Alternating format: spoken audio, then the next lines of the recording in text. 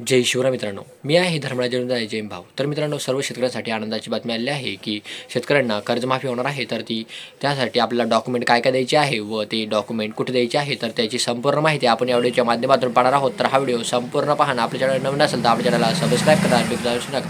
चला व्हिडिओ सुरू करूया. तर यामध्ये आपण शेतकऱ्यांसाठी कर्जमाफीसाठी काय काय महत्त्वाच्या सूचना दिल्या आहेत तर ते पाहणार आहोत मित्रांनो. तर तुम्ही ते पाहू शकता.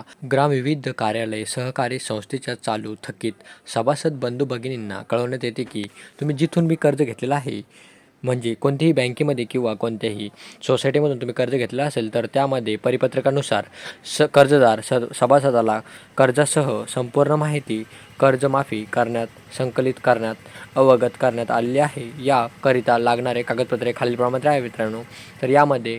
तर मित्रांनो, त्यामध्ये आवश्यक कागदपत्रे कोणकोणती जमा करायची आहे मित्रांनो. तर कर्जाकरिता गहाण ठेवलेला 7/12 त्याची प्रत देणे मित्रांनो. त्यानंतर आधार कार्डचं झेरॉक्स देणे मित्रांनो. त्यानंतर फार्मर आय डीचं झेरॉक्स देणे मित्रांनो. तर फार्मर आय डी काढली नसेल तर फार्मर आय डी काढून घ्या मित्रांनो. तर फार्मर आय डी काढल्याशिवाय तुम्हाला कोणतेही अनुदान मिळणार नाही मित्रांनो. त्यानंतर पॅन कार्डचं झेरॉक्स देणे मित्रांनो. त्यानंतर बँक पासबुकची झेरॉक्स देणे मित्रांनो. आणि कर्ज खाते असलेली KCC बँकची झेरॉक्स देणे आहे मित्रांनो. तर मित्रांनो, तुम्ही ते पाहू शकता. अजून त्यामध्ये आपल्याला आपल्या आधार कार्डला जो मोबाईल नंबर लिंक आहे तर ते पण लिहून देणे मित्रांनो. आणि फोटो कधी असेल तर फोटो पण लावून देणे. काही ठिकाणी घेत आहे फोटो, काही ठिकाणी घेत नाही मित्रांनो.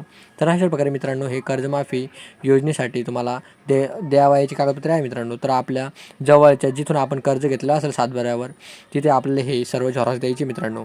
आणि तसेच मूळ कर्जदार मयत असल्यास तर त्याचे एक वारसाचे नमुना स्टॅम्प पेपरवर ॲफिडेविट नोटरी करून संबंधित सर्व कागदपत्रे आपल्या संस्थेच्या सचिवाकडे व स्वप्रमाणित करून लवकरात लवकर देण्यात यावे, जेणेकरून तुमची संपूर्ण माहिती योग्यप्रमाणे भरण्यात मदत होईल मित्रांनो. तर अशा प्रकारे ही तुम्हाला पूर्ण डॉक्युमेंट द्यायची मित्रांनो. तर मित्रांनो, तुम्हाला ही सर्व डॉक्युमेंट झेरॉक्स काढून तुम्हाला तुमच्या जवळच्या जिथून तुम्ही शेतीसाठी कर्ज काढलेलं आहे किंवा तुम्ही जिथून कर्ज एखाद्या सोसायटीमधून कर्ज घेतलेलं असेल तर तिथे नेऊन द्यायचं मित्रांनो.